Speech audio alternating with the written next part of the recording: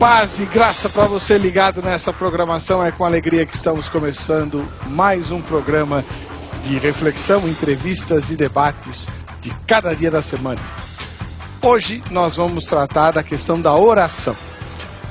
Todo mundo sabe que os cristãos oram. Aliás, a oração não é um exercício restrito, não é? À fé cristã. Praticamente todas as religiões que creem em algum Deus têm exercícios de oração. E a oração é a maneira pela qual a pessoa entra em contato com a divindade, no caso da oração cristã, entra em contato com Deus e faz a Ele as suas declarações e também os seus agradecimentos e os seus pedidos. A questão que nós queremos discutir é a seguinte: a oração pode mudar os desígnios de Deus? Em outras palavras, Deus tem algum tipo de projeto, ou de plano, ou de vontade estabelecidos. E aí alguém ora numa petição para que coisas diferentes desses desígnios originais de Deus aconteçam. Deus pode mudar o rumo da história ou mudar os seus desígnios por conta da nossa oração? Se isso for positivo, a pergunta que fica é: bem, então nós podemos, de uma certa forma, direcionar Deus da maneira como nós desejamos que Ele haja? Nós sabemos que nas religiões pagãs isso é absolutamente normal. Aliás, é a base do paganismo, né? Você faz lá tudo o que as divindades exigem para que elas façam o que você quer que elas façam. Mas na fé cristã isso acontece também? E se a oração não muda os desígnios de Deus, a pergunta é: para que a gente ora? Né? Se o que está estabelecido para acontecer está estabelecido e vai acontecer, então não adianta nada eu orar. É melhor eu me resignar e, enfim, Deus é que sabe de todas as coisas e Ele que cuide de tudo. Mas a Bíblia diz que nós devemos orar. Aliás, há um versículo muito mal obedecido que diz: orai sem cessar. Se nós temos que orar sem cessar, mas a oração não muda os desígnios de Deus, qual o sentido desse exercício, afinal de contas? Eu tenho certeza que quem já tem mais de 6 meses de fé cristã já parou um dia para pensar se a sua oração tem o poder ou não de modificar os desígnios de Deus. Chegou a hora de ouvirmos especialistas sobre esse assunto e um deles é você. Está no ar o Vejam Só.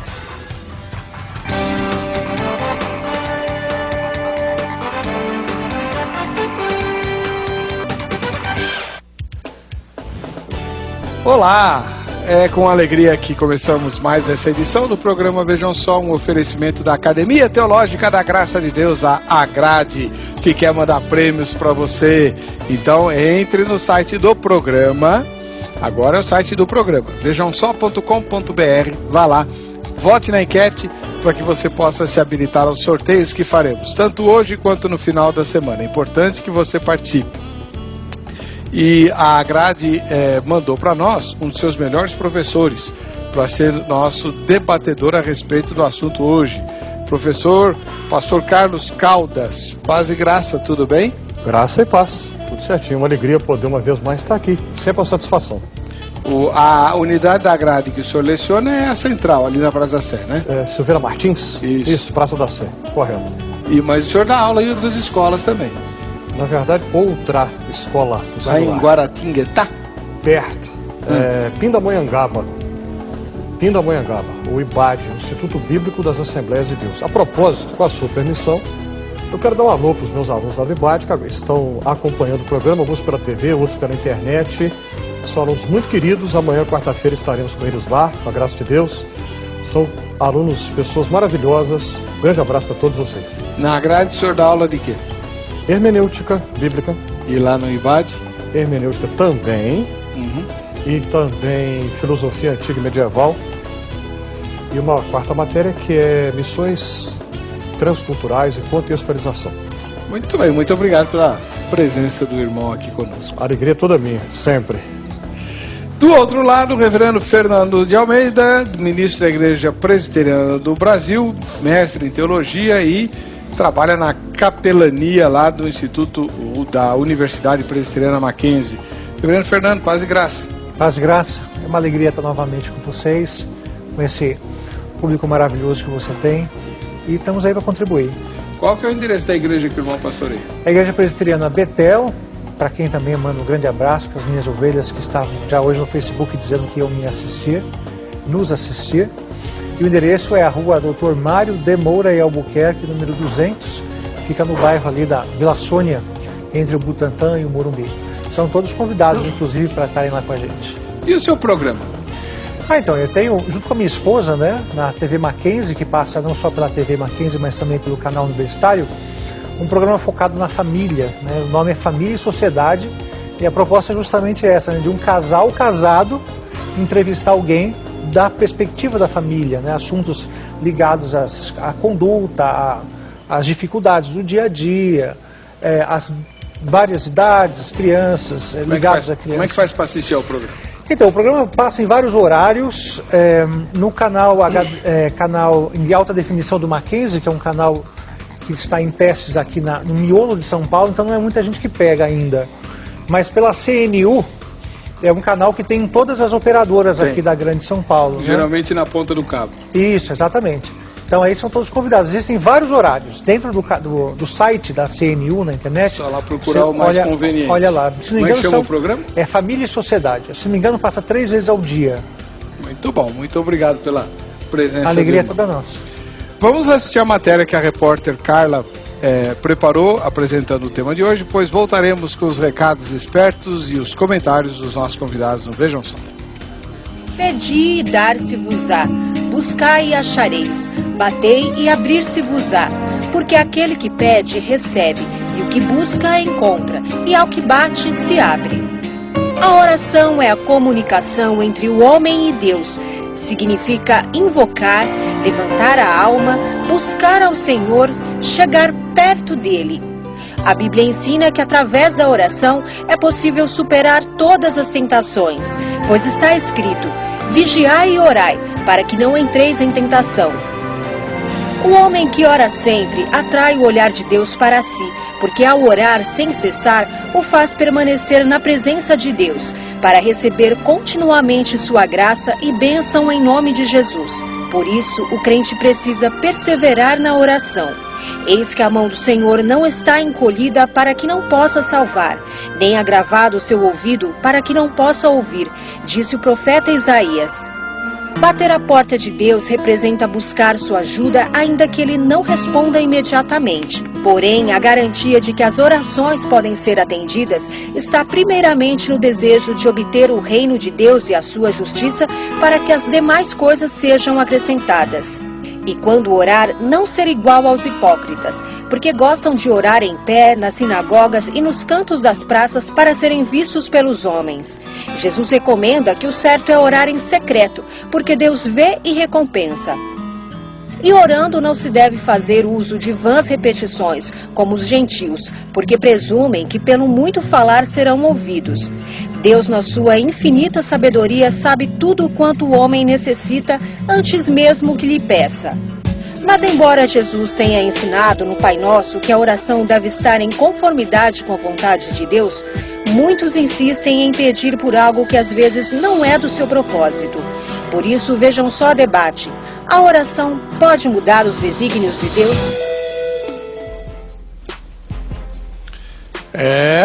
E aí? Né? Deus que nos vê de cima, igual você viu a gente aí agora, né? Como é que Ele faz quando recebe uma oração que de algum modo não se encaixa nos seus desígnios? Deus muda os seus desígnios ou ignora a oração da pessoa que o buscou com esse intuito? Não é uma resposta fácil. Não é uma resposta fácil. Por isso que nós estamos com 2 professores aqui, 2 ministros de Deus, que espero eu, tenham opiniões diferentes a respeito do assunto, né? Senão eu vou ter que bancar o bandido aqui mais uma vez, né? E vamos tratar disso aqui já já. Antes você vai entrar no site, né, www.vejamsó.com.br e vai responder a enquete de hoje. Em sua opinião, uma oração pode mudar os desígnios de Deus? Tchan, tchan, tchan, tchan. Sim. Se Deus mandou a gente orar é porque Ele quer saber o que a gente pensa e tal. E a Bíblia tem exemplos de Deus mudando de rumo, né? ou de ideia, atendendo a oração de alguém. Segunda resposta, não. A oração não muda nada, Deus é imutável, a oração, Deus não vai se deixar conduzir pela oração de um homem. Então, quem é que está mandando? É Deus ou é o homem? Terceira resposta, que é a minha, honesta e sinceramente. Não sei. Eu não sei. Então, eu vou ficar sabendo no final do programa, depois de ouvir meus dois convidados aqui e você aí de casa, que obviamente vai votar na enquete e também, se quiser, pode enriquecer o programa com os seus comentários, tá bom? Bom, reverendo Carlos Caldas. Presente. O senhor, sempre que eu lhe passo a palavra na primeira vez, o senhor quer, antes de responder a pergunta, falar alguma coisa. Então fala. Falo. Não falei? Olha, é assim. Falo sim. Eu quero, além do abraço que eu mandei para os meus alunos lá em Pindamonhangaba, eu quero transmitir o meu abraço muito especial para minha mãe. Ela mora em Minas Gerais, São João del Rei. Anteontem eu tive a alegria de estar com ela, no Dia das Mães, pude viajar e estar com ela. E ela está lá agora, nesse momento. São João del Rei. São João del Rei. Eu conheci São João del Rei. No circuito do Barroco Mineiro. Isso, sensacional. Aquela região é... Bom, tudo de bom, né? Tudo de bom. Tem... Na época que eu fui nos anos 70, havia um contraste muito agudo da riqueza e beleza da arte barroca dentro das igrejas e a miséria que circundava. Não sei se isso mudou hoje. A cidade é muito bem cuidada, né? Muito bem cuidada, muito bem administrada, uma limpeza urbana que funciona muito bem. Então ao contrário de São Paulo, que infelizmente não tem serviço de limpeza urbana, né? É verdade. Infelizmente. Mando e quero mandar minha saudação mais do que especial para uma pessoa muito especial que está nos acompanhando também em Minas Gerais, na cidade de Manhuaçu, Carla Ribeiro de Almeida, que está nos acompanhando agora, a quem eu vou dizer a palavra lá do livro de Provérbios. Muitas procedem virtuosamente, mas tua todas sobrepujas. Muitas são especiais, mas tua todas sobrepujas. Muitas são boas, tua todas sobrepujas. Por isso que eu te adoro. Tudo bom. Onde ela tá? Manhuaçu, Minas Gerais. Você é mineiro? Uma das poucas qualidades que eu tenho é essa. Você nasceu onde? Manhuaçu. Então tá bom. Bom, agora, dados os recados, o senhor responda na sua primeira fala, porque depois eu lhe dou tempo para sustentar a opinião que o senhor vai expor agora. A oração pode mudar os desígnios de Deus? Bom, primeiro é o seguinte. Nós estamos aqui, como você bem disse, eu vou repetir a sua palavra, para... Primeiro, vou te contrariar agora, porque a gente não está aqui, Fernando e eu. Deixa eu mandar um abraço para o Fernando agora. Manda um abraço para o Jair, seu irmão. Sim, senhor. Tive alegria. Será dado. Trabalhei alguns anos na companhia do Fernando, na Universidade Você está alisando muito, você vai bater forte? Não, que isso. Quando é assim... Nada disso. Trabalhei com o Fernando na Universidade de Mackenzie, foi um período muito bom na minha vida, não estou lá mais. Um abraço para o seu irmão Jair, tá certo? Bem. Não esqueça. Pessoa muito bacana. E vou te contrariar no sentido que a gente não está aqui para fazer queda de braço e brigar, não se trata disso, porque estamos diante de um tema que é central na vida cristã e que na verdade é um mistério. A teologia da oração é um mistério. Isso não me contraria, portanto, nós temos alguns teólogos que na história do cristianismo debateram o tema da oração, mas poucos, porque é um tema tão complexo que poucos têm se debatido, poucos têm gastado tempo meditando sobre o tema da oração. E estamos diante de um tema que nos coloca no nosso lugar, porque nós nunca teremos todas as respostas para as perguntas que nós fazemos a respeito de oração. Isso é bom, para manter a nossa humildade. Nenhum de nós pode dizer que sabe tudo a respeito. Nenhum de nós está em condição, nenhuma teologia sistemática, por mais perfeita que seja, vai ter todas as respostas para todas as perguntas, porque Deus é e será sempre maior do que a nossa capacidade humana de compreensão. Com certeza. Então, o tema da oração nos humilha. Me permita repetir, nos coloca no nosso lugar. Nós somos criaturas finitas e limitadas que nunca vamos compreender tudo a respeito de Deus. Jamais. E a oração é um desses mistérios da fé. A outra questão que bonito precisa... isso aí. Mas é um dos mistérios da fé. Outra questão que precisa ser colocada antes que a gente tente dar uma resposta, e toda e qualquer resposta será provisória, o que é desígnio? O que você quer dizer com a palavra desígnio? Quando essa pergunta foi respondida, aí nós podemos tentar entender como que a oração se encaixa. Eu não posso, de cara, nem eu nem ninguém, começar a responder, nós temos que entender primeiro o que é desígnio. O que é um desígnio de Deus? É quando ele fala que vai fazer uma coisa. Afinal de contas, o que está por trás da palavra desígnio? Desígnio de Deus. O que queremos dizer com isso? A oração muda ou não muda os desígnios de Deus, pastor? Bom, vamos pensar, né? Vamos pensar aqui. A Bíblia apresenta realidades em tensão criativa. Eu gosto muito dessa expressão, tensão criativa. Certo. Quem usa essa expressão é o David Bosch, que é falecido já, era um missiólogo da África do Sul. Tensão criativa, realidades que na nossa perspectiva humana, uma excluiria a outra, mas não é contradição, é paradoxo. E na nossa mente humana, nós pensamos muito de uma maneira aristotélica, o princípio da identidade, né? Ou então o princípio da não contradição, ou é ou não é. A gente pensa assim. Mas a nossa lógica é baseada nisso. É Aristóteles. Mas a Bíblia não trabalha na lógica aristotélica. Então a Bíblia apresenta realidades que aparentemente uma exclui a outra, mas a Bíblia se coloca ao mesmo tempo de uma maneira que nós não conseguimos entender. Então a Bíblia fala de Deus que é o mesmo, um Deus que não muda, um Deus que é soberano, que é livre. Mas a Bíblia tem algumas passagens que chegam até a nos assustar. Por exemplo, que eu tenho certeza absoluta que os ouvintes do nosso programa se lembraram. É óbvio que todo mundo se lembrou da passagem clássica a respeito, que é quando Ezequias, o bom rei Ezequias, um dos melhores reis que Judá teve depois de Davi, recebe a notícia que vai morrer, e o texto diz que ele ora e chora, e aí Isaías, o profeta que tinha dado a mensagem, recebe outro mandato divino, volta para o Palácio Real e fala: você não vai morrer, Deus ouviu sua oração e tudo. Quer dizer, você viverá, terá uma sobrevida, me permito usar essa expressão, de 15 anos. Ou seja, eu vou fazer isso. Não vou fazer mais. Algumas coisas que nos espantam, né? Como é que é isso? Mas os textos bíblicos nos apresentam situações assim. Eu acho que... E o que provocou isso foi a oração do rei. Ele ora, o texto... o que a narrativa nos diz? Ele recebe uma mensagem, ele ora: Deus, tem misericórdia de mim. Aí Deus: então tá bom, eu não vou tirar a sua vida agora, eu vou dar mais 15 anos para você. Então tá bom, eu ia fazer, mas não vou fazer mais. Então Deus entrou em contradição? Não creio. Mas mudou alguma coisa em Deus pela oração. Eu tenho a impressão que a gente pode entender por quê. Não sei se eu falo isso agora ou no próximo bloco. Depois. Então tá bom. Ora, então em alguns lugares está dizendo que Deus se arrependeu, né? Dentre eles em Amós também fala que Deus se arrependeu, e a Bíblia é muito clara dizendo que Deus não se arrepende. De que maneira a gente vai poder resolver isso? Uma maneira, talvez um teólogo mais liberal vai dizer que a Bíblia é assim mesmo, é cheia de contradições, cheia de erros, que não é o meu caso, e tenho certeza que também não é o caso do professor Carlos Caldas. A maneira de a gente resolver isso é usar aquilo que a gente chama de analogia da fé. Vamos pegar o todo da palavra e ver como que ela se auto-explica nesse sentido. Então, na minha concepção, aquilo que aparentemente é um arrependimento de Deus, trata-se de uma atribuição de um sentimento que é do ser humano a Deus.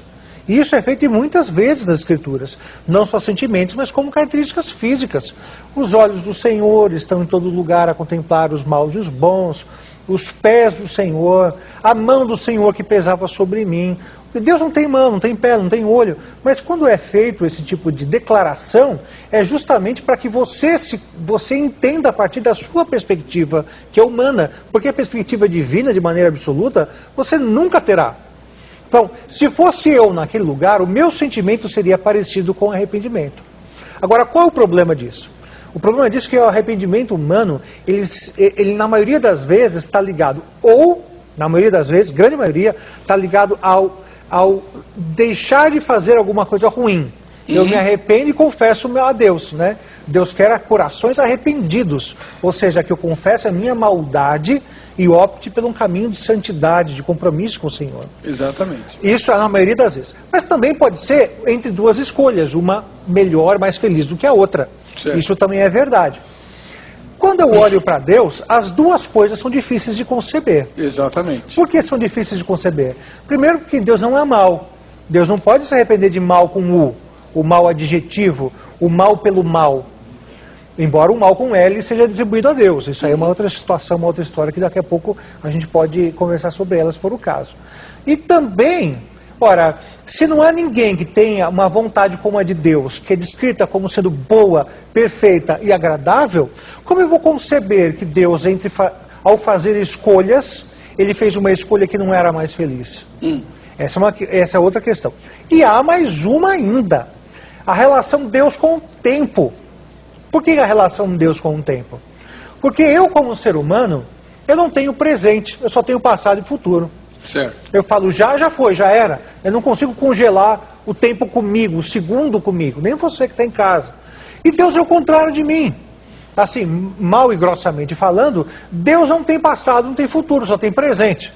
Né? Aqui usando termos humanos, né, que é do tempo, que Deus não está no tempo, ao mesmo tempo que interfere nele. Porque Deus, ao mesmo tempo, entre aspas, ele olha a si próprio na solidão do universo, fora da criação ainda, sem as coisas terem sido criadas. Olha Adão e Eva, vê os profetas do Antigo Testamento, Cristo na cruz, a gente aqui agora, e também nos vê com ele na glória. Por quê? Porque Deus também está fora do tempo. E aí, como é que você vai conceber que Deus está à frente, atrás, acima e abaixo de todas as coisas e essa ideia de arrependimento junto? Então é difícil demais. Não existe arrependimento em Deus da maneira humana como nós conhecemos o termo arrependimento.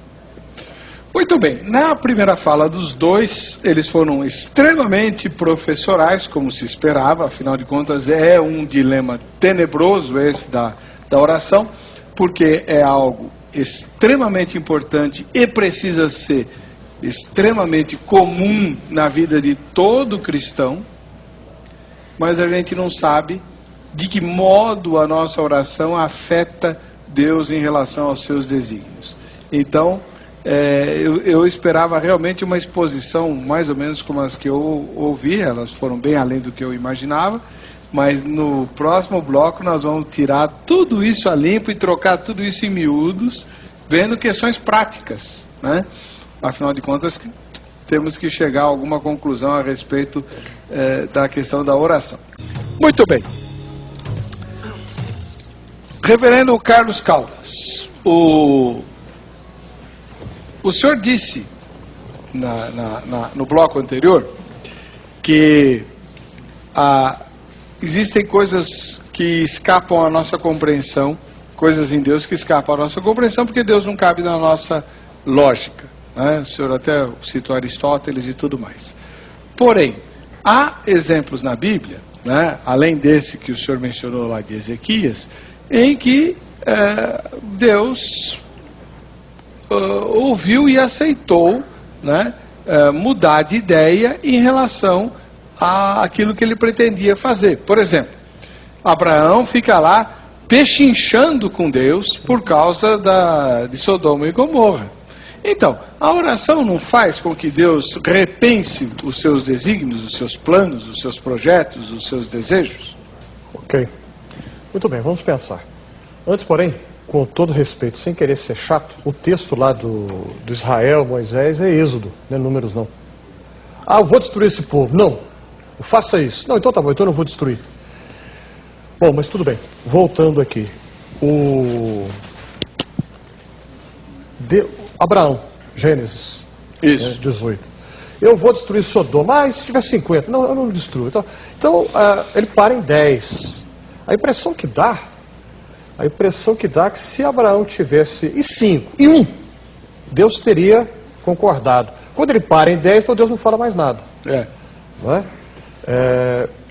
Deus se mostra ali solidário, me permito usar essa palavra, com Abraão de uma maneira impressionante. Né? Tem outros textos, né? Talvez seja uma questão de tradução, por exemplo, no Gênesis, né? O relato do dilúvio, ao meio da revista atualizada e a revista corrigida, ambas usam o verbo se arrepender. Arrependeu-se Deus de ter criado o homem. E o caso também de Davi, quando manda fazer o censo, e aí oferece... Não é só. O senhor tem razão. Quando lá em Gênesis 6 fala arrependeu-se Deus de ter criado o homem, e o escritor ainda acrescenta, e pesou isso no seu coração, isso lhe pesou no coração. Aí tem a Deus ficou questão... triste. Davi manda fazer o censo, aí ele recebe uma questão dificílima, que eu não queria estar na pele de Davi de jeito nenhum. Deus oferece para ele 3 possibilidades de castigo. Qual das 3 você quer? Aí ele fala, não, meu povo tem a ver com isso, caia eu nas mãos de Deus, não nas mãos dos homens, né? Porque os homens não têm misericórdia, mas o Senhor tem. Aí há uma peste, o texto é assim, se a gente parar para pensar, o texto é assustador.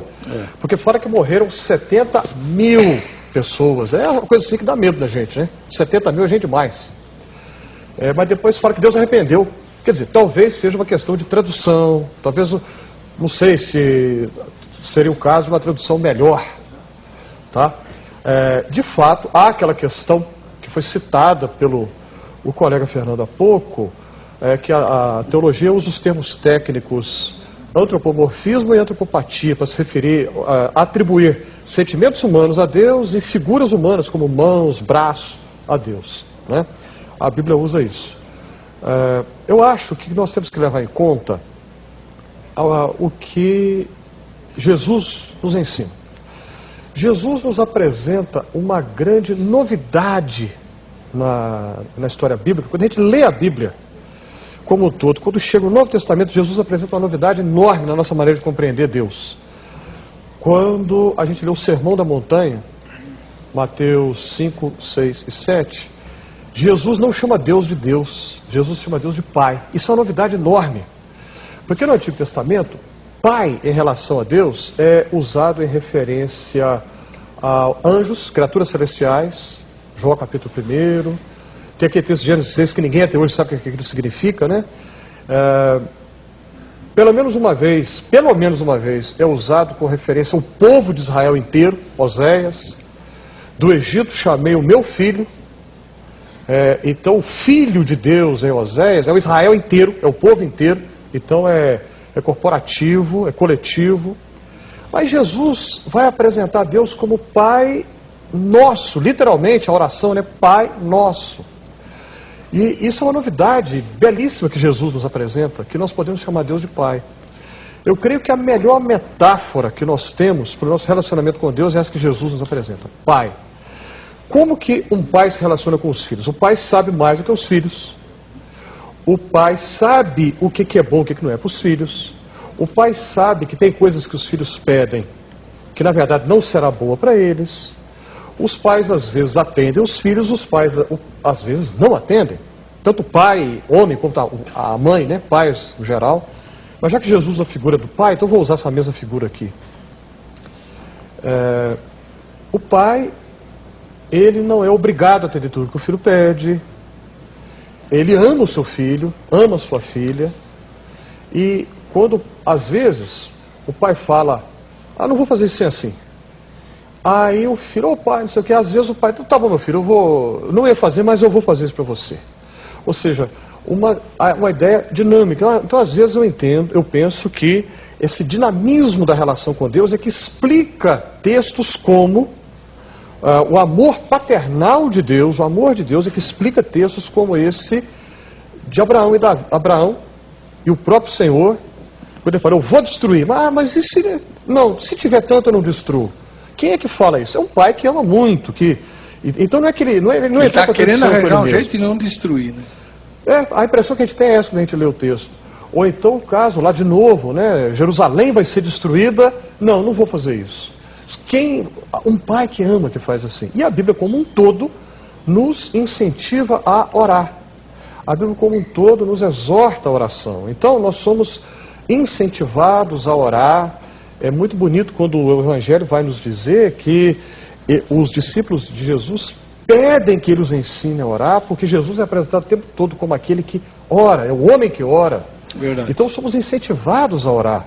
Tá. Agora, lembrando que a Bíblia não vai apresentar a oração como um mecanismo mágico de abracadabra que faz que Deus seja controlado por nós. Isso não existe na Bíblia. Se nós entendemos oração assim, nós estamos errados. Deus não é a marionete que aqueles fios, né? Aí o movimento assim, aí o bonequinho levanta a perninha, vira o braço, mexe a cabeça. Deus não é assim. A oração não faz isso com Deus. Por quê? O pai, ele não se deixará manipular pelos filhos dele. Ele ama os seus filhos, que é o melhor deles. Às vezes ele diz sim, às vezes ele diz não. E assim como os filhos conversam com os pais, então, a oração é o nosso relacionamento com ele. Se a oração não tem esse efeito de fazer Deus agir como a gente espera, né? Como o senhor escreveu, inclusive fazendo uma analogia com as marionetes, daqui a pouquinho eu quero ouvir do reverendo Fernando para que a oração serve, né? Se os desígnios já estão estabelecidos e eles são imutáveis, para que a oração serve? Eu posso falar sobre isso ainda ou não? Depois você vai retrucar. Depois você vai retrucar. Então deixa.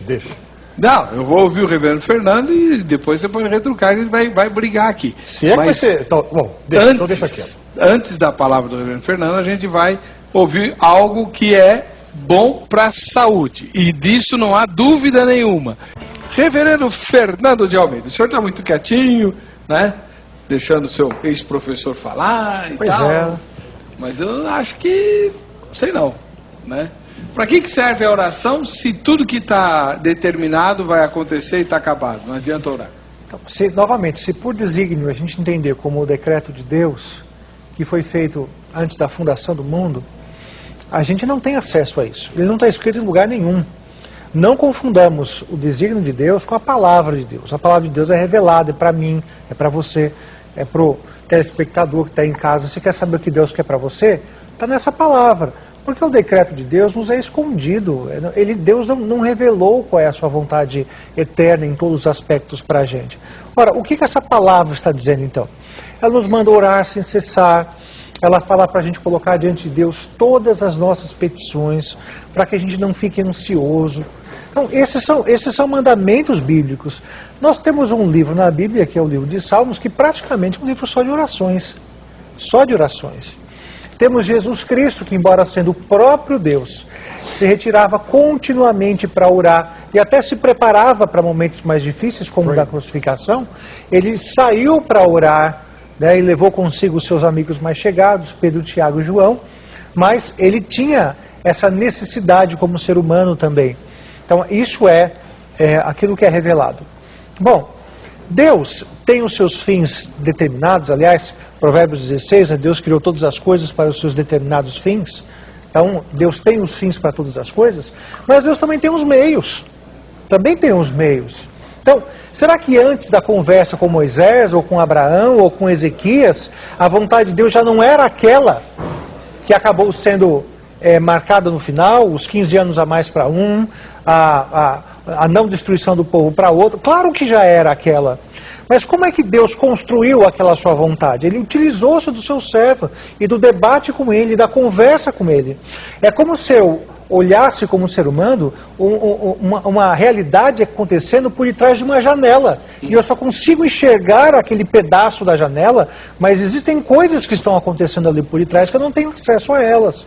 Mas Deus, como Senhor do passado, do presente e do futuro, com certeza já tinha, não só sabia, mas como ele mesmo já havia determinado que as coisas aconteceriam daquele jeito, usando aqueles fins. O argumento de Abraão, enfim, o debate com Moisés, a intercessão de Ezequias e assim por diante.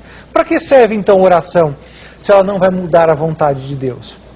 Um exemplo bíblico muito interessante sobre o poder da oração, e a oração é muito poderosa, Tiago fala isso, não é? Muito pode o justo, né? Por causa da a oração do justo, por causa da sua eficácia. Nós temos esse exemplo em Ana. Quando Ana ela vai orar, ela está extremamente abatida, chateada, não conseguia nem comer, porque ela não conseguia ter filhos, a sua adversária, a outra rival. A sua rival já tinha dado vários filhos ao marido e ela ainda não. Então o que ela faz? Ela vai ao templo para orar e ela se derrama em lágrimas diante de Deus e o resultado daquilo é imediato. Por quê? Porque ela sai dali grávida? Não é por causa disso. Nós sabemos que não. É porque ela sai dali desejando, em paz com a vontade de Deus. Ela tem ali o seu coração conformado à vontade de Deus. Então, isso que é muito importante. O outro aspecto que assim, por de mais importante de a gente ressaltar também, é o que é oração. Oração não é, por si só, sinônimo de petição ou intercessão. Isso não é oração, isso é um dos usos da oração. Eu posso orar pedindo coisas para mim ou para alguém, petição ou intercessão. Mas, como fruto do amor que nós devemos ter para com Deus, para com o Pai, eu preciso usar a oração para muitos outros fins. Vou dar um exemplo disso, né? Eu tenho 3 filhas pequenas. A mais velha tem 10 anos. E principalmente a mais velha, toda hora vem me abraçar, apertar minhas bochechas e falar, paizinho lindinho, olha só o que é. Uma criança ingênua, né? Olha para mim e fala que eu sou lindo, né? Paizinho, lindinho, lindão da minha vida. O que ela está fazendo? O amor dela faz com que ela declare coisas a meu respeito, sobre o meu caráter, sobre as coisas que eu faço e falo. Então, isso é prova de amor. A mesma coisa o cristão deveria ter para com Deus. O problema é que nós vivemos numa sociedade tão centralizada no homem, no desejo humano, que a gente se esquece que ele não pode ser o centro do cristianismo. É Deus o centro do cristianismo e tudo deveria convergir para Ele. Então nós deveríamos estar também usando a oração dizendo, Deus, Pai, como Tu és lindo, a beleza da Sua santidade, como tudo que o Senhor faz é perfeito. Orar só para isso também. Orações de adoração, para honrá-lo, para glorificá-lo. A oração também serve para isso. E não só para a petição. Mas no caso da petição em particular, Deus quer que eu saiba que Ele sabe o que eu quero. Ou seja, foi falado já, inclusive na matéria construída na introdução do programa, na abertura do programa, dizia, lá em Mateus capítulo 6, porque o vosso Pai Celeste sabe daquilo que você precisa. O professor Carlos Caldas também falou, lembrou da oração do Sermão do Monte também. Ora, se Deus sabe das coisas que eu preciso, para que Ele me manda então orar o tempo todo? Ele já sabe. Isso não é uma especulação. A Bíblia diz, Ele já sabe. Porque quando eu oro, eu me conformo à vontade dEle e Deus pode usar da minha petição para ser o meio pelo qual Ele vem atender aquilo que já havia pré-determinado. Bom, professor Carlos, vamos pegar um outro caso aqui, um pouco mais difícil, pelo menos mais angustiante, vai? É o caso de Davi, quando ele passa alguns dias intercedendo em oração, em jejum e tal, pelo seu filho, que nasceu muito doente, e ele ora, mas Deus não ouve a oração de Davi e o menino morre, né?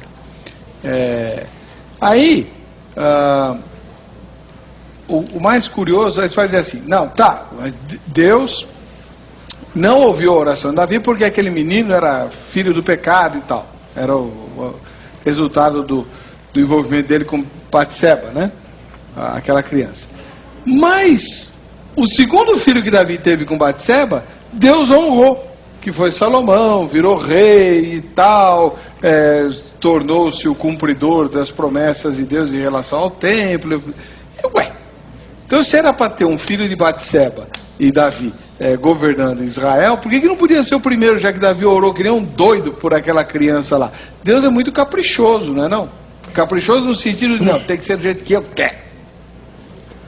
Simplesmente não sabemos. O texto diz o que aconteceu, mas essa questão que você acaba de levantar, o texto não diz por que aconteceu. Realmente, acontece, o bebezinho nasce com a saúde muito debilitada, e morre o bebezinho. E o profeta já tinha dito que ele ia morrer, né? Sim, sim. Talvez fosse para tratar alguma coisa em Davi, essa situação toda, a angústia de perder o filho bebezinho. Talvez fosse algo assim. Vamos lembrar de algumas questões. Vamos lembrar. A oração realmente é o nosso relacionamento com Deus, parte do nosso relacionamento com Deus, parte. E esse relacionamento é dinâmico. Deus se relaciona conosco como Pai realmente amoroso, e que bom que Ele é dinâmico, que Ele não é estático. Né? Se Deus fosse estático, porque Deus, Ele se nos revela na Escritura e na pessoa de Jesus Cristo de maneira dinâmica e amorosa e não de maneira estática. Deus se nos revela como Pai, não como um programa de computador. É isso aqui, pronto, acabou. Não, nós podemos até pensar assim, dependendo do texto que a gente olha, pode até dar essa ideia. Mas nós, às vezes, fazemos leituras equivocadas de alguns textos. Se eu isolo um texto, eu posso chegar à conclusão que Deus é um programa de computador. Certo. Mas quando a gente olha a Bíblia como um todo, assim e tal. quando a gente olha a Bíblia como um todo, a gente vê que não. Se eu penso em Deus como um programa de computador, eu estou pensando em Deus de novo, mais como a causa não causada de Aristóteles do que como que a Bíblia fala. Aí essa é uma concepção de Deus mais islâmica do que cristã. Certo. O islamismo é que é essa coisa fixa, rígida, o Alá islâmico é extremamente fixo, tá? Mas a visão cristã não é essa, né? É Deus Pai que ama os seus filhos, e por amar não quer dizer que ele, me permita repetir, não quer dizer que ele vai dizer sim para a gente o tempo todo, né? Outra coisa que eu quero pontuar aqui é que realmente o colega Fernando disse algo absolutamente correto quando diz que nós não temos a perspectiva do todo, a nossa perspectiva é da parte. Nós não temos a visão completa de tudo. E na nossa perspectiva humana, nós percebemos dilemas e situações que não entendemos, mas que é o caso de Jó. Jó nunca entendeu por que aconteceu tudo aquilo com ele. Quem lê a história sabe. Mas ele lá, que viveu o drama, ele não sabia por quê. Então, eu tenho certeza absoluta que isso acontece conosco nas nossas vidas, situações que nós não entendemos, mas Deus sabe. Eu quero lembrar... Aí a importância da fé, né? Sim. Confiar em Deus apesar dos pesares. Apesar de... É difícil.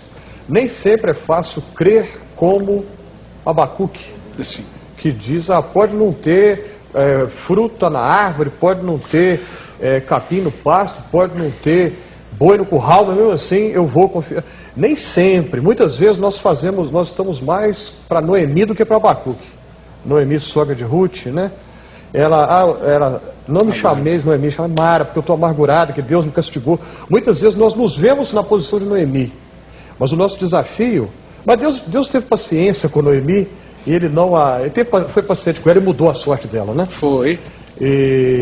Mas o nosso desafio é confiar, mesmo que não entendamos tudo o que acontece. E não entendemos mesmo. Outra coisa que é preciso pontuar. O meu falecido professor de teologia sistemática do Seminário Presbiteriano em Campinas, reverendo Raimundo Loria. Fernando, você foi aluno do Emster, né? Você foi aluno do Loria também, assim como eu fui. Ele, ao comentar sobre isso em sala, ele falou uma coisa que eu nunca me esqueci. Portanto, eu estou trazendo isso aqui 30 anos depois. Ele disse o seguinte: Deus é imutável, sim, imutável, no seu caráter. Ele não deixa de ser o que ele é. Portanto, ele é o eterno. Eu sou o que sou. Mas aí completou o meu falecido e saudoso professor. Mas ele não é inamovível. Eu achei que ele foi de uma felicidade enorme ao dizer isso. O Deus, nesse sentido, inamovível, seria um programa de computador, seria o Alá islâmico, seria uma figura aristotélica, não o Deus da Bíblia, que é o Pai amoroso.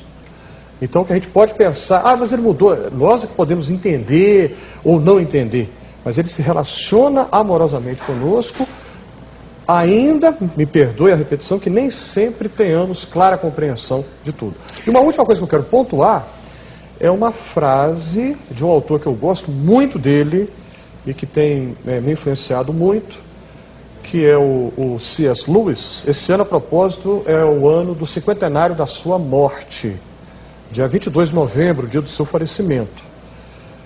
50 anos do meu nascimento, 50 anos da morte do C.S. Lewis. Ele disse algo sobre oração. Eu falei que poucos teólogos têm pensado sobre oração, né? Lewis é um dos poucos que gastou tempo para pensar o tema da oração. Ele escreveu muito sobre isso. E uma das frases dele que eu acho magníficas, quando ele diz o seguinte: a oração não é para mudar a Deus, a oração é para nos mudar. Para nos mudar. Então é necessário pontuar isso a respeito da oração. Somos incentivados a orar, já foi lembrado isso aqui, já foi citado, eu citei isso, o colega Fernando citou isso. A Bíblia nos incentiva a orar, nos estimula a orar. Jesus, pela terceira vez será dito aqui, é apresentado como o homem que ora, é o nosso exemplo, nosso modelo principal, e ele é o homem que ora. Marcos, capítulo 1, diz que ele acordava de madrugada para orar.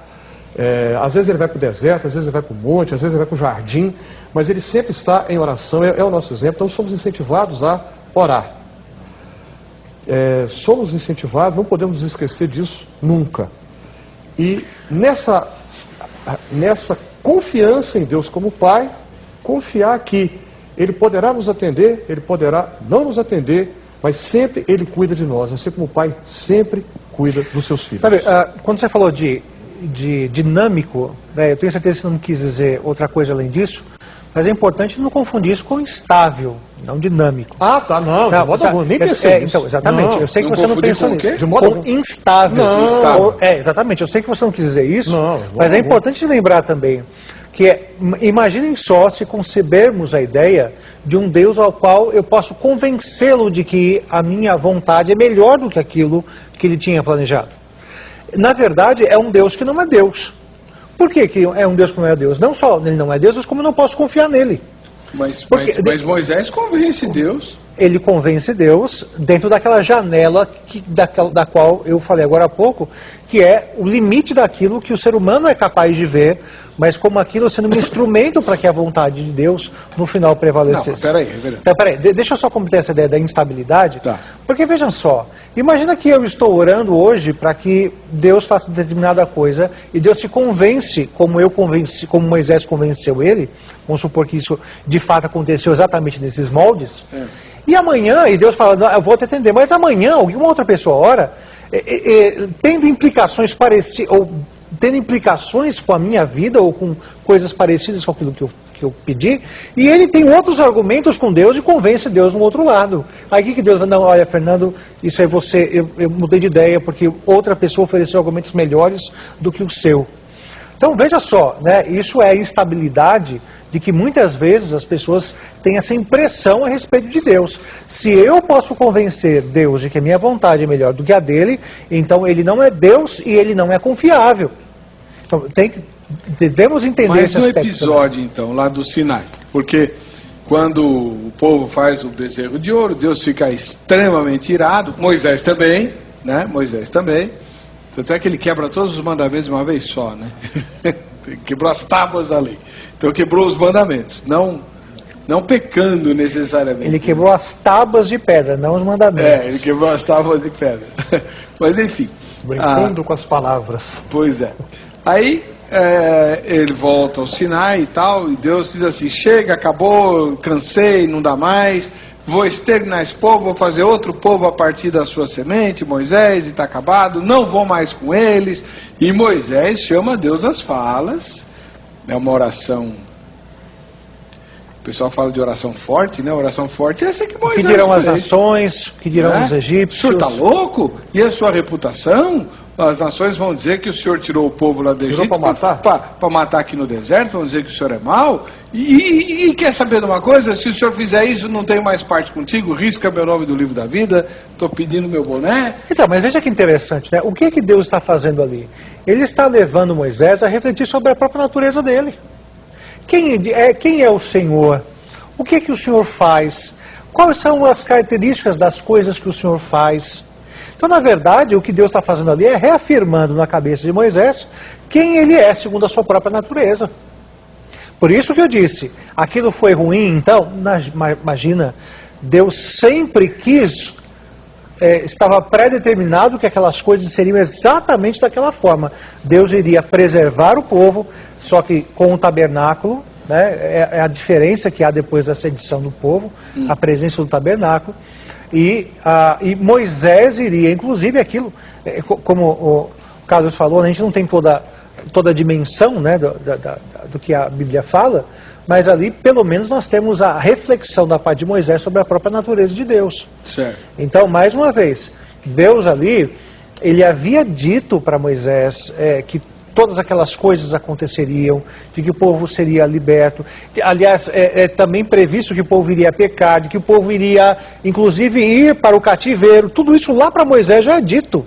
Mas que ele teria compaixão desse povo, que traria esse povo de volta. É verdade. Perceba, então? Então quer dizer que até mesmo aquelas maldades humanas, como as maldades dos irmãos de José, aquilo que vocês intentaram mal, Deus intentou o bem. Enquanto vocês estavam planejando o mal, Deus estava planejando o bem. Né? Essa é a ideia do texto ali em Gênesis 50 e também em 45 também vai falar alguma coisa parecida com isso. Então, são as referências bíblicas que muitas vezes são colocadas do ponto de vista humano para que eu e você, telespectador, que somos humanos, que somos limitados à natureza humana, para que a gente tenha uma percepção. Mas como já foi dito, né, a gente nunca vai conseguir entender Deus como um todo. Né? Muito bem. O Ezequias de Ibiriti, lá em Minas Gerais, Ibiriti, diz a oração... Ibirité. Ibirité. Ibirité. Ibirité. A oração serve para comungarmos com Deus e não para definir decisões de A ou B. E sim saber qual a vontade dele para cada um de nós. O Francisco Ribeiro, de Vitória da Conquista, lá na Bahia, diz: a vontade de Deus é soberana. Se ele designou Jesus para voltar e arrebatar a sua igreja, aí não existe oração para mudar esse acontecimento. Isso deve ter sido alguma coisa de um resquício de algum outro programa, né? Não, Deus estabeleceu que Jesus vai voltar, não adianta orar dizendo que não, ele volta. deve ter assistido algum outro programa e deve ter discordado de alguém. Dessa maneira aí, então. Mas o senhor acredita que Jesus vai voltar? Creio. Então. Bom, vou desviar o assunto, não. Volta para o assunto. Tá, vamos para o intervalo, a gente volta já.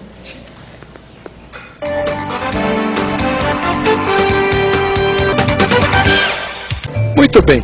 Eu estava lendo a mensagem do Francisco, lá de Vitória da Conquista, na Bahia, e ele diz, então, que se ele designou Jesus para voltar e arrebatar a sua igreja, não existe oração para mudar esse acontecimento. Entretanto, no campo material, o nosso cotidiano poderá ser alterado, a exemplo de libertação, cura e outros acontecimentos rotineiros. O bom exemplo que temos na Bíblia é o caso de Ezequias, narrado em 2 Reis 20, quando Deus atendeu a sua oração e mudou o quadro que já havia sido designado, acrescentando 15 anos de vida ao rei Ezequias. Aí eu queria colocar o que vocês pensam sobre isso. Essa questão, acho que até já uma vez aqui já vim debater sobre isso, né? Eu me lembro que o debatedor dizia assim, não, que Deus é soberano só sobre o plano macro, né? Só sobre as grandes questões. E que nas questões diárias, os problemas do dia a dia, Deus interagia conosco e dava liberdade para que a nossa vontade fosse feita. Não era fechado, né? Só o macro, o plano diário, o plano micro não era fechado. Né?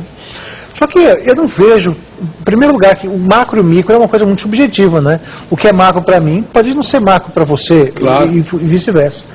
Em segundo lugar, a Bíblia nos coloca que questões pequenas também fazem parte da providência de Deus. Os passarinhos, os lírios do campo, os fios de cabelo da nossa cabeça, né? Então estão contados e nenhum deles cai sem que seja da vontade de Deus, né? Então, essas coisas nos fazem crer que a soberania de Deus é absoluta sobre toda a criação. Mais uma vez falando, né? Ele que está no começo e no fim, que é o alfa, que é o ômega, não tem como você conceber que ele não tenha já planejado, já que o tempo já é uma própria criação de Deus. Né? Não, e mais, eu acho que no caso do rei Ezequias, é que a gente não presta atenção na leitura, mas, salvo engano, estou citando de cabeça, Deus mandou o profeta lá e dizer para o rei, põe a tua casa em ordem, não é isso? Põe a tua casa em ordem porque você vai fazer a passagem, como dizem alguns por aí, né? Põe a tua casa em ordem que você vai morrer. Ué, Ezequias pôs. Ele virou para o canto da parede e orou, confessou o pecado a Deus. O que Deus queria que Ezequias fizesse, ele fez. Ele orou, pediu misericórdia de Deus e tudo. E Deus falou, então tá. Pôs a tua casa em ordem, então fica aí mais 15 anos para mim. Equivale a 15 minutos mesmo, então não tem dificuldade. Né? Então não houve uma mudança no plano de Deus. O que Deus queria que acontecesse, aconteceu. Que Ezequias se estivesse em sintonia com ele. Né? O Oscar de Souza Vulcão Neto, de Itaperoá, na Bahia, diz assim, muda sim, a oração muda sim, mas a maneira errada de muitos em não aceitar a vontade soberana, planos e promessas de Deus. Devemos orar sempre segundo a sua vontade, a vontade de Deus, né? Ele nos ouve, João 5,14. O Espírito Santo nos dá a direção, Romanos 8,26. E até Jesus reconhece a sua soberania. Não fiquemos sem orar, mas sabendo que as tribulações existem e é uma prova de nossa fidelidade, porque tudo é da permissão de Deus. Espera lá. Tudo é da permissão de Deus? É relativo. Por exemplo, se eu faço uma má escolha, se eu tomo uma decisão errada, as consequências eu vou ter que arcar. Isso não é decisão de Deus, concorda? Sim, aí volta no que já havíamos dito, que nunca vamos conseguir entender tudo, porque a Bíblia apresenta um Deus que é soberano, agora, ao mesmo tempo, apresenta um ser humano que é uma criatura moralmente responsável. Ou seja, o ser humano é responsável por suas escolhas, decisões. O ser humano é responsável pelo que ele faz ou pelo que ele deixa de fazer. Porque caso contrário, antes de prosseguir, Deus nos criou nessa perspectiva nossa, na nossa perspectiva, nós somos livres para fazer ou para não fazer. E temos que arcar com as consequências das nossas escolhas, do que fazemos ou do que não fazemos. Caso contrário, nós não seríamos humanos, seríamos robôs, seríamos autômatos. Aí nós é que seríamos programados por computador. Exatamente. Temos a nossa responsabilidade. Agora, como conciliar essas duas realidades? Não sabemos. A Bíblia não se preocupa em dar essa resposta. Se a Bíblia não se preocupa, então nós não devemos gastar tempo e energia tentando responder isso aí, porque vamos cair em especulação. E não vai chegar a lugar nenhum. E não chegaremos. O Oscar, ele pede para mandar um ósculo santo para o pastor Cláudio, da Assembleia de Deus de Caravelas. Muito bom, foi muito importante na vida do Oscar. Então, pastor Cláudio, aí da Assembleia de Deus de Caravelas, um ósculo santo para o senhor, Deus abençoe, né? E sua vida seja enriquecida pelos bens que fez ao Oscar lá de Itaperoá. A Midian Dantas Garcia de Cacoal, lá em Rondônia. As bênçãos dos céus para o pastor Heber e todos do Vejam Só. Obrigado, irmã. Pastor, já escutei de uma irmã, serva do Altíssimo, de uma filha que ainda bebê em seu ventre, ela rogou a Deus para que a criança nascesse, pois bem antes Deus satisfez o desejo do seu coração. Só que o preço que ela pagou foi muito alto, de tantos problemas que essa filha lhe trouxe. Hoje ela diz que, conhecendo a Deus melhor, pede para que seja feita somente a vontade dele, que é a melhor. Mesmo diante das dificuldades, ela continuou firme, orando sem cessar, e em nada sua fé foi abalada. Feliz é a nação cujo Deus é o Senhor. Orai sem cessar, vigiai e orai para que não entreis em tentação. Vamos rogar a Deus pelo Brasil, pelo povo brasileiro, para que aceite a Jesus de todo o coração e nos livre do mal. Fechando Brasília. Fechando Brasília foi eu que falei, não foi ela não. Deixa eu perguntar uma coisa aqui. Esse tipo de situação, Reverendo Fernando, pelo que eu entendi do e-mail da Midian, alguém fez uma oração não sábia e Deus ouviu essa oração e trouxe problemas para... O resultado foram uma série de problemas para a pessoa que fez a oração não sábia. Deus faz esse tipo de coisa? Não creio não. Na verdade, isso aí é querer jogar uma responsabilidade que é pessoal para cima de Deus, não é? Com certeza, algumas coisas aconteceram ali, a gente não tem dimensão aí da história toda, né? Mas não vou culpar Deus por ele ter me atendido, pelo fato de alguma coisa não ter dado certo, né? E como eu concordo com o Carlos, que é problema nosso, é responsabilidade nossa. Agora, isso é importante também, que foi ressaltado nesses e-mails, nessas mensagens, que se Deus tem a dimensão total e o conhecimento e a sabedoria é incomparável, né? Aliás, tem aquela passagem em Romanos, né, quando Paulo fala a respeito da vontade de Deus, sua soberania, decreto e predestinação, ele interrompe meio que ele irrompe em louvor a Deus, dizendo quem poderia ser seu conselheiro, quem poderia primeiro ter lhe dado para receber a restituição, né? e perguntou para as pessoas que estavam entrando ou saindo do culto sobre o tema de hoje. Elas estavam entrando ou saindo de uma igreja. E aí, o que elas falaram sobre a oração? Vamos ver. Você acha que a oração pode mudar os planos de Deus? Não, acho que não. Porque a vontade é de Deus. Não adianta. Ninguém pode mudar a vontade de Deus. Pode sim, pode muito. Tem que estar. Tem que estar com Deus para mudar. E nada pode prevalecer contra a oração em nome de Jesus. Eu acho que não pode não. E por quê? É porque que Deus determinou ali e já está determinado. Sim. E por quê? Porque é a sua fé, né? Você tem que pedir para Deus tudo e Ele faz. Sim, eu acredito que sim. E por quê? Porque a partir do momento que você começa a orar e interceder, os olhos de Deus se voltam para você. E daí, os planos dele podem mudar em relação à sua vida. Eu acredito que não. Porque se Deus tem algo planejado na sua vida, devemos fazer aquilo que é a vontade do Senhor. Viu só? Equilibradinho, hein? Mais ou menos meio a meio. Meio a meio, é. 50-50. Que coisa. Deus muda, a oração muda Deus? Eu vou repetir o Luiz, a oração nos muda. Nós temos a nossa perspectiva, vamos dizer assim, daqui para lá. Deus está de lá para cá, não é?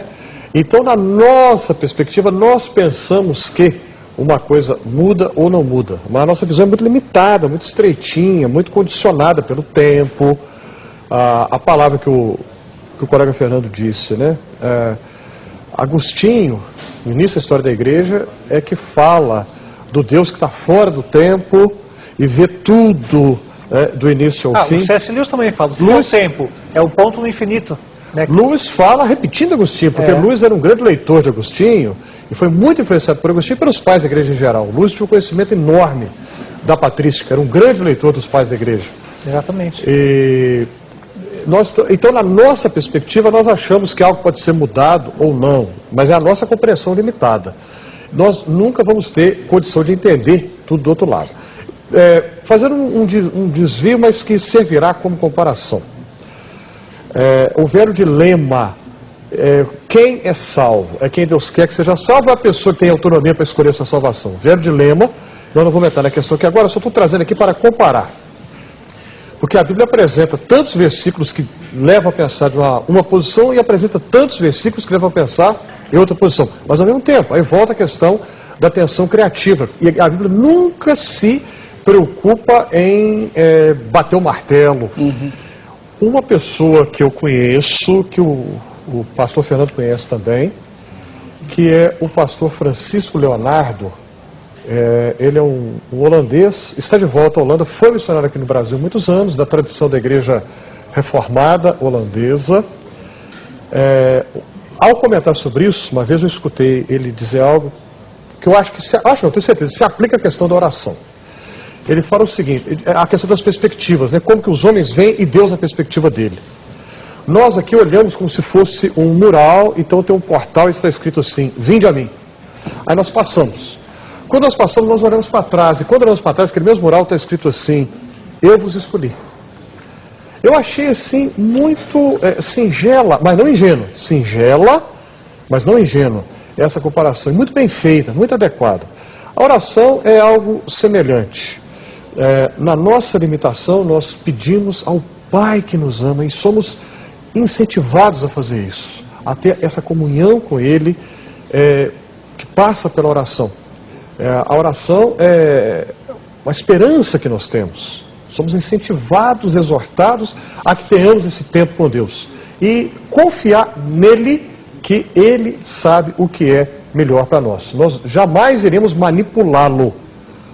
Jamais iremos manipular. Como foi dito, você mesmo disse, Heber, as divindades pagãs são manipuláveis.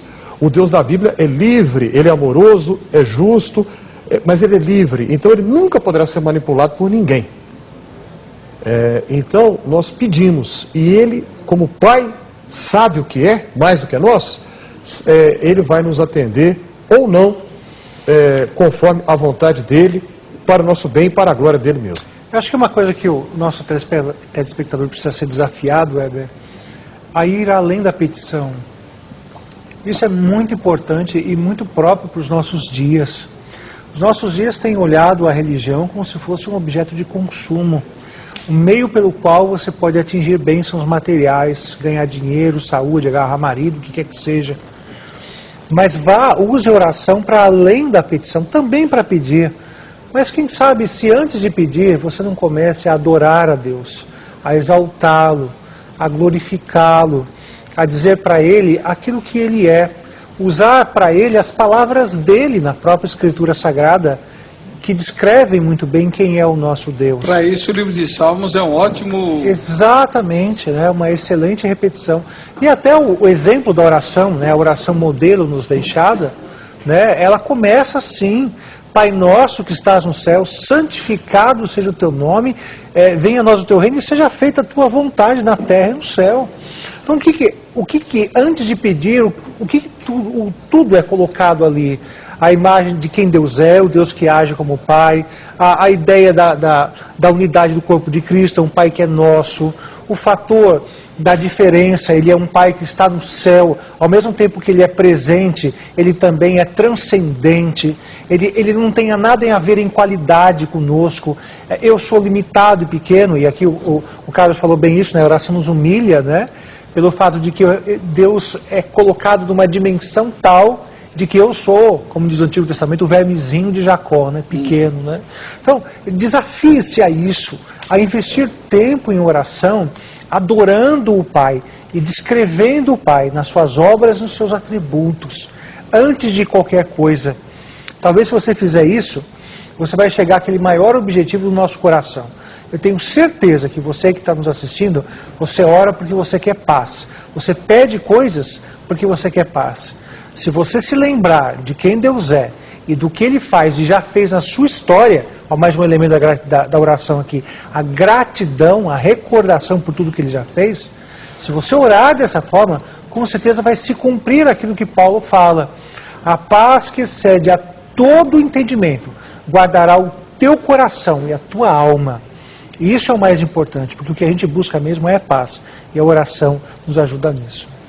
O Arinilson, de Petrolina, em Pernambuco, diz assim: de certa forma, sim, o próprio Jesus disse: por causa da vossa pouca fé, que em verdade vos digo, que se tiverdes fé como um grão de mostarda, direis a esse monte, passa daqui para colar, e há de passar, e nada vos será impossível.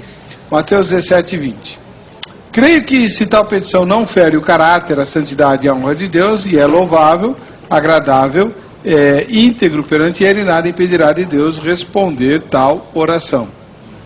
O Wagner Aparecido Silva, de Montes Claros, em Minas Gerais: quando é sincera e está de acordo com a vontade dele e com as promessas que ele mesmo fez, elas podem mudar sim. Ele tinha decidido que Ezequias ia morrer, mas as orações de Ezequias mudaram a decisão de vida. Todo mundo cita só esse exemplo. Ele tinha decidido, um exemplo novo. Ele tinha decidido que dentro de 40 dias Nínive seria destruída. Mas as orações sinceras, o jejum e o arrependimento deles fizeram Deus voltar atrás no que tinha decidido. E o Jonas ficou louco da vida. Mas é interessante é que Jonas não se surpreende. Eu sabia que o senhor ia fazer isso. Mas ele fica bravo. Não, é verdade, mas ele reconhece. Jonas diz: eu sabia, eu tinha certeza que o senhor ia fazer isso. Por quê? Porque o senhor é Deus bondoso, o senhor é Deus compassivo, o senhor se inclina diante do arrependimento do povo, e o senhor ia fazer, eu sabia, por isso que eu não queria vir para cá. Eu acho que Deus ficou muito... Jonas não reclama, não está satisfeito com nada nunca. Que profeta... Né? Não está satisfeito com nada nunca. Enfim. Eu acho que Jonas representa aquele tipo de profeta que quer que Deus faça o que ele acha que Deus tem de fazer. Não é? Nós somos assim muitas vezes. Somos. Nós queremos que Deus faça o que nós queremos que Ele faça. O caso semelhante é o filho mais velho da parábola de Jesus, que ele fica bravo porque o pai perdoou o irmão mais novo, e ele se julga no direito de chamar a atenção do pai dele. Você sabe que eu sempre dei razão ao filho mais velho? Só mudei de ideia quando virei pai? Interessante você dizer isso. Porque o filho mais velho, é o exemplo do cristão arrogante, soberbo. Na verdade, ele faz o papel do fariseu, né? Que era para quem Jesus estava contando a parábola. Mas né? quando você se torna pai, você sabe o que é amar um filho, você entende o pai da parábola. O irmão mais velho, em outras palavras, é como se ele dissesse: pai, você não pode perdoar isso aí. Não pode. Porque claro ele fez isso, fez aquilo, você não tem esse direito. Você tem que jogar ele no fogo. Né? E muitas vezes a gente encontramos cristãos que são arrogantes, soberbos assim, que acham que eles podem determinar o que Deus vai fazer ou não. O Deus pode perdoar aquele ali, Deus não vai perdoar aquele e tudo. E aí o pai diz: tudo que é meu é teu. Mas o teu irmão, engraçado que o filho fala: esse teu filho, mas o pai responde na hora: o teu irmão. É que na verdade, o teu irmão, na verdade, o filho mais velho morava na casa do pai, mas não tinha comunhão com as coisas do pai. Ele estava tão perdido quanto o mais novo. E provou que tudo que ele fazia não era por amor ao pai, mas era por interesse próprio. Interesse. E a parábola termina sem acabar, né? Porque ele fala: vem. Aí Jesus para. Ele voltou com o pai ou não? Não sabemos. É que aquela parábola ali tem que ser entendida dentro da tríade, né? É claro. Dentro da ovelha perdida, do filho perdido e da moeda perdida, as três juntas, né? Muito bem. Então o Wagner termina dizendo assim: em Caná da Galileia, Jesus disse que sua hora não tinha chegado, mas para honrar a fé da Virgem Maria, a hora foi antecipada. Como que é? Primeiro milagre. Não, ao contrário. Jesus todo o tempo diz: não é chegada a minha hora, não é chegada a minha hora, até que chega uma hora que ele diz: é chegada a minha hora. Ué. Não, é quando ele transforma a água em vinho. Ah, sim, exatamente. Não é chegada a minha hora. Mas ele transformou a água em vinho. Exatamente. E o Wagner disse que é para honrar a fé da Virgem Maria. As promessas de Deus na Bíblia são sempre condicionais. Entendi agora. E a Bíblia diz que um coração quebrantado pode mover o coração de Deus. Isso é fato. Jesus tinha dito à mulher cananeia que ele não a atenderia porque ele tinha vindo para os judeus. E até a chamou de cachorro. Mas a oração dela foi ouvida. Esse é um episódio fortíssimo. Jesus estava fazendo, de certa forma, um teste com ela. Exatamente. Claro que sim. Até onde ela vai se comprometer com o desejo dela. Eu tenho certeza que tinha lá na multidão gente que fala: isso, Jesus, acaba com essa raça. Não sei Qual era o desejo dela? A cura, a libertação da sua filha. Então, é como se Jesus já sabia, claro, mas testando a mulher até onde ela vai. Então, de novo, quem foi mudado ali? A mulher foi mudada. É claro, e ela teve seu pedido atendido, sua filha teve a saúde restaurada, ela foi liberta. Né? Mas Jesus testa a mulher e isso nos serve de exemplo. A Bíblia diz no Novo Testamento que tudo que foi escrito para o nosso ensino. Então essas narrativas bíblicas que falam, que usam as expressões, né? Deus fala que vai fazer, depois não faz, mas sempre a gente vê qual que é a tônica, sempre, é a misericórdia de Deus, é o amor de Deus. E com isso nós aprendemos algo sobre o nosso relacionamento com Ele. Amém. Bom, não, a oração não muda a Deus, muda quem ora. Quem fala isso é o José Américo de Oliveira Novaes e Raul Soares, em Minas Gerais. Lá na minha região. Se Deus mudasse, Deus não seria perfeito, não seria onisciente, onipresente, onipotente. A nossa garantia está num Deus perfeito que não evolui, pois Ele é. Agora, o que não é o nosso tempo, que acabou. Reverendo Carlos Caldas, muito obrigado. Dá para dar uma última palavra? Diga. Rapidão. O e-mail da gente aparece aí no contato, né? Está lá no site vejamsó.com.br. Está no site do Vejam Só também.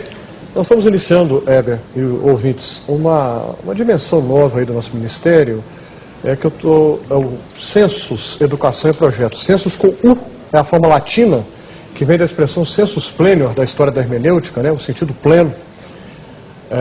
Como que os escritores do Novo Testamento entenderam o Antigo Testamento, interpretaram o Antigo Testamento.